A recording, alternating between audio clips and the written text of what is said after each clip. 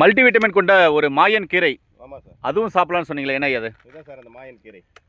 ஓ சூப்பருங்க ஐயா. இது தோட்டங்களில் வளரக்கூடியது, ஆ காடு ஓரங்களில் வளரக்கூடிய ஒரு கீரை இது. ஆ ஆ இந்த கீரையை பார்த்தீங்கன்னா பாருங்க, ம் ஒரு 5 கை மாதிரி இருக்கும், 3 இது வருது பாருங்க. ஆமாம் ஆமாம். இந்த மாயன் கீரையை ஆ நம்ம சமையலுக்கு யூஸ் பண்ணலாம்.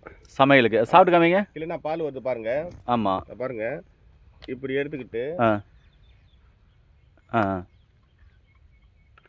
என்ன டேஸ்ட்டில் இருக்கு ஐயா? மெல்லிய இனிப்பு, ஆ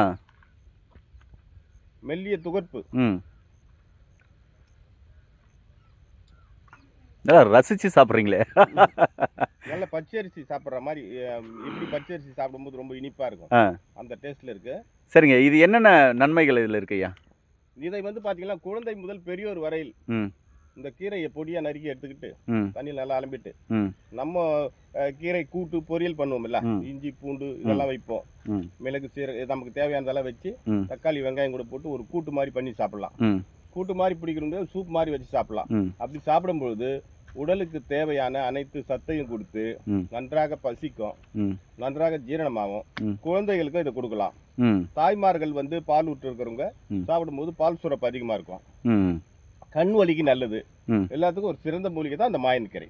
மாயன் கீரை பற்றி அற்புதமான தகவல் மக்கள் சொல்லியிருக்கீங்க ஐயா. நன்றிங்க ஐயா. நன்றி சார்.